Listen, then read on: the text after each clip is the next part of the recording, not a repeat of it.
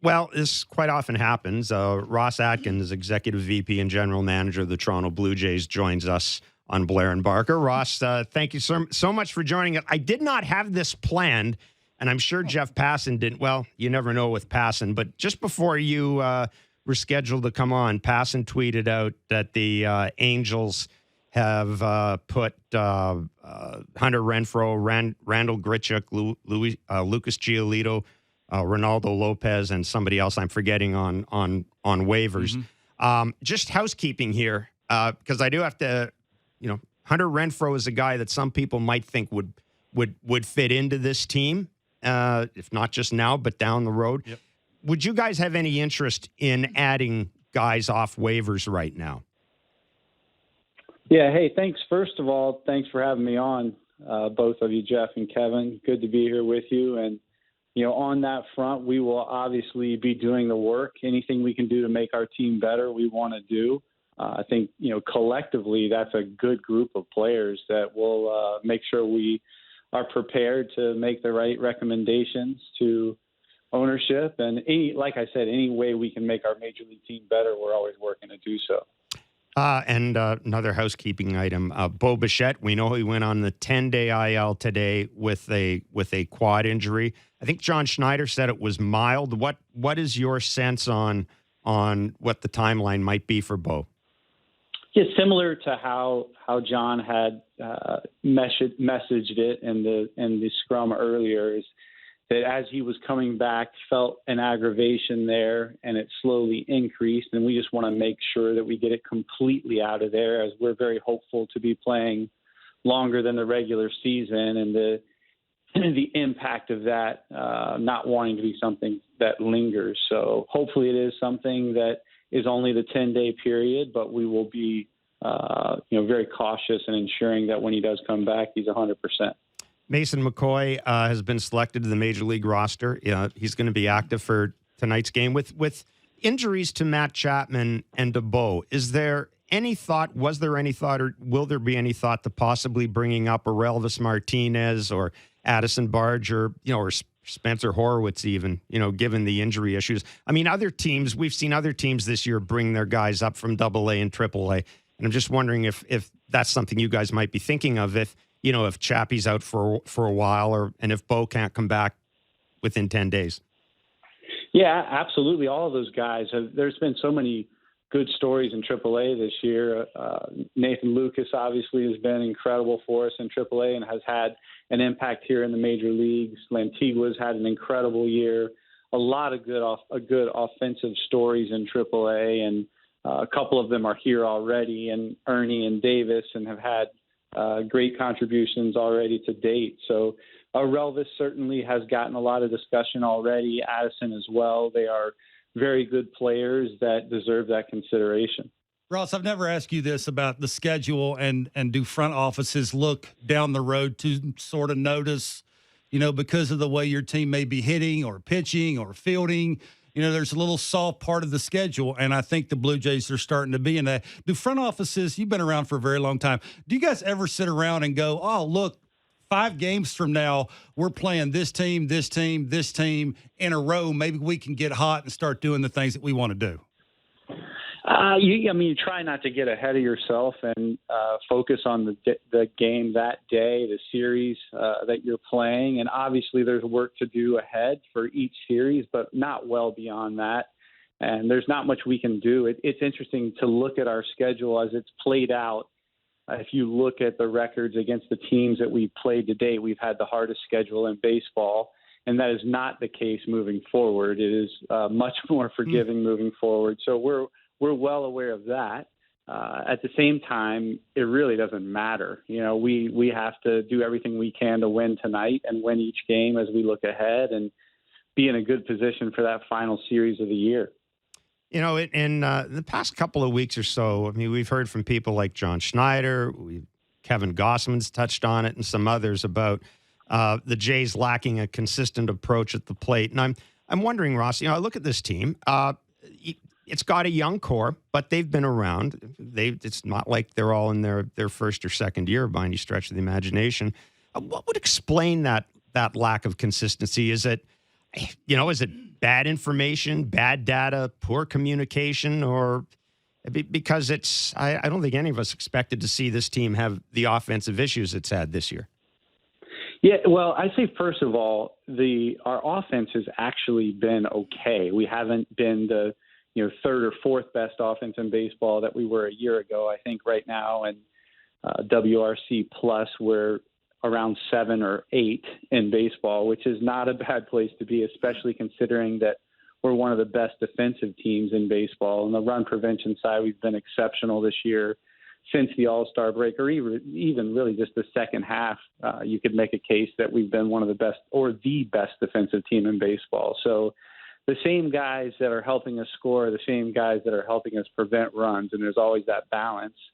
And like I said, we're still a very good offensive team. You look up and down the lineup, and on any given night, you could have 9 above average major league performers, not just above average hitters, but guys that are performing above average. If you include Davis Schneider in that mix, obviously that includes Bo and Chappie.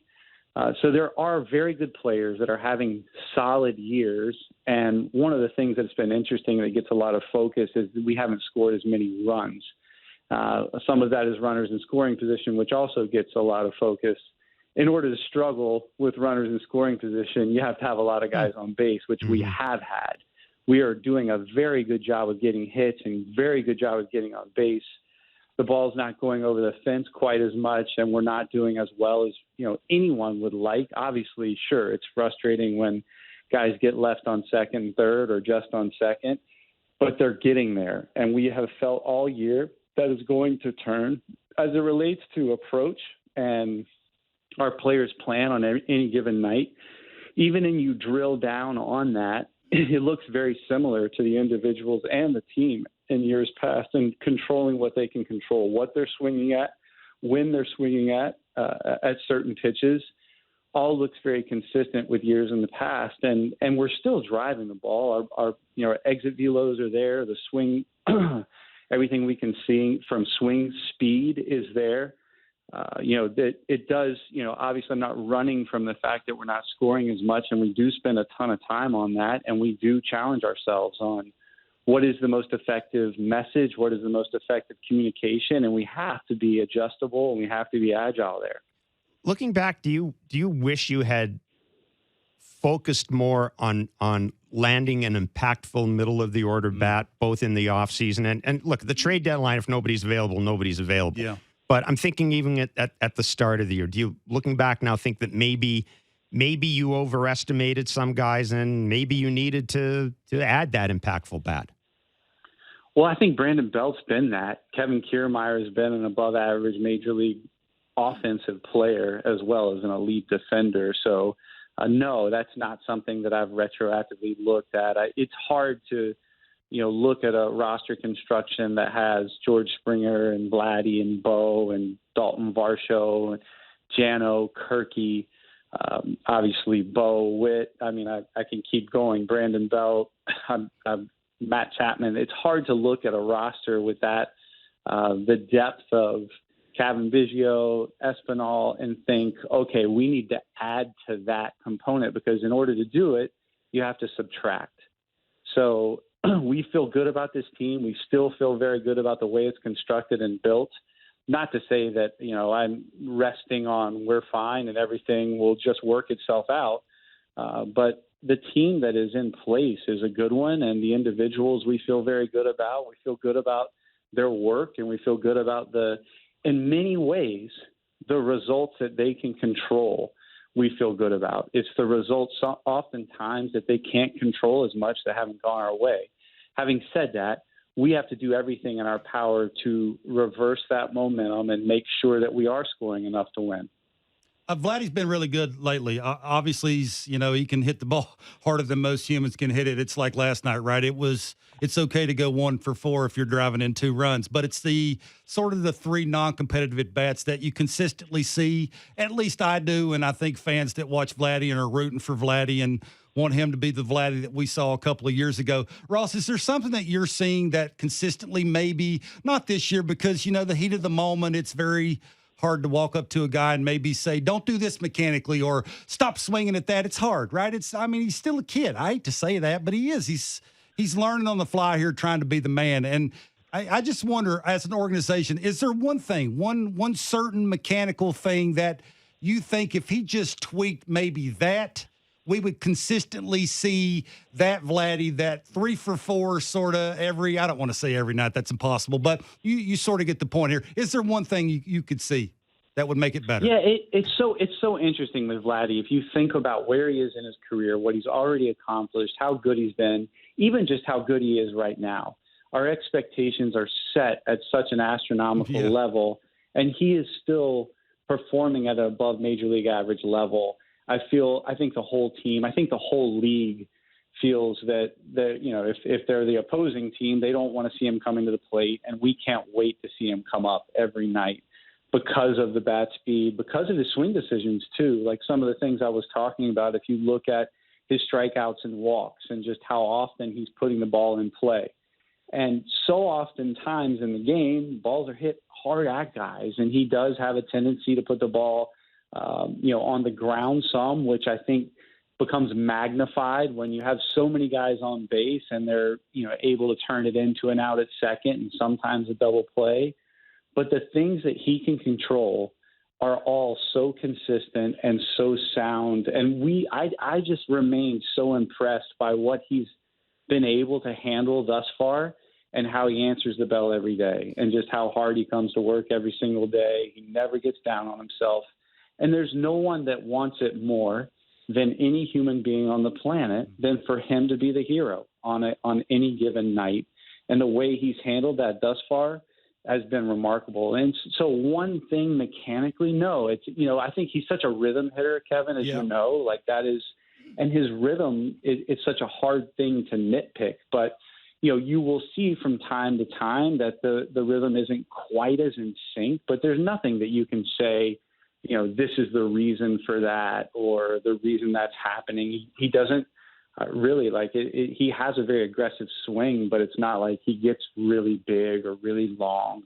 It's really consistent. So he's going to be a great player. He's going to be a great player for a long time. I hope that he's a great player for the next 2 months. He already has been a very solid one for us this year. Yeah.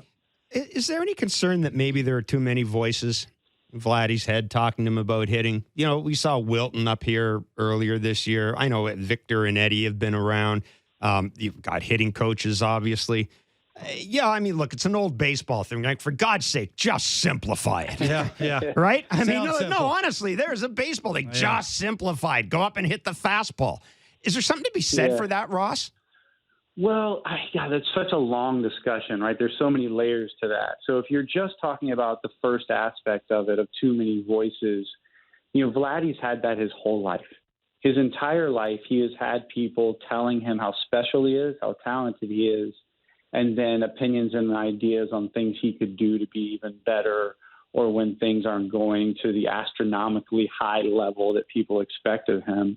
And I don't think that's any higher right now. I think it's just magnified and talked about when we're not scoring as many runs and he's in the middle of our lineup. But that is not something that we're concerned about. And then, taking maybe a step further into that discussion and thinking about influences like Edwin Encarnacion, Victor Martinez, even Wilton, his dad, they all experienced that. They all experienced people coming to them. Every player experiences that. Does he experience at a higher level? Sure, because so many people just love to watch him play and I not identify with, but just really appreciate how fun it is and how special it is to watch him hit and what just excitement he brings to the game. So yes, he does get more of that. But the guys that are talking to him have also experienced it on some level and understand how to navigate those conversations. And then on the aspect of keeping things simple and, just hit the fastball, however you alluded to it. Yeah, absolutely. That's what everyone is trying to do all the time. And one of the ways that you do that is distilling information and making it simple in your messaging. And we work very hard to ensure that's happening, to make sure that we are consistent. But Vladdy is elite that way. He is elite at distilling it. He's very smart and he's very disciplined, and he keeps his approach and plan. As I say, simple. It only gets simple if you do the work, and he does the work. Ross, one of the things you guys have done extremely well in recent years, I mean, has been putting bullpens together, fixing bullpens on the fly. You know, look, I know it's not been a great year for Adam Simber, but I don't think you guys make the playoffs without Adam Simber last year. I think that's pretty clear. We've heard people talk about a Rays formula or an Orioles formula for putting bullpens together. Do you guys have a specific approach in terms of focusing on pitchers with a specific characteristic and then sort of maximizing that and hoping that the total of everything put together might be better than the individual parts? Well, I love talking about relief pitchers and the bullpen because I have so much. Look, every year I'm in this role and in this job and in this game, I feel so fortunate. But every day and every week and every year, I am more and more in awe of Major League Baseball players and just what special professionals, like how hard they have to work, how adaptable and adjustable, how tough they have to be, the level of perseverance. And relief pitchers is such an interesting demographic because how they're compensated, how they're used, how they're deployed based on their performance, how hot and cold streaks can impact them, and how that magnifies the importance of consistency. So for us, one of the strongest levers in making a decision and acquisition on a reliever is dependability and reliability. Guys that are really consistent with their routines and have a pure focus and a joy for their routine and their process to get ready every day. We make sure that we do the work on that front because we feel like it really pays off in the end. There's stuff everywhere, right? And there's stuff that turns into swing and miss sometimes with one click, but it can go away with one click.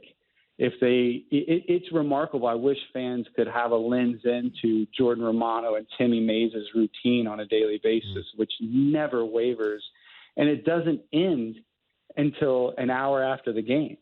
And those are the things that we're really looking for as we look to complement this pen. And we're cognizant of that and want to make sure that they're coming into that environment, welcomed into it, and respected as they come into it because they have those routines and that work ethic.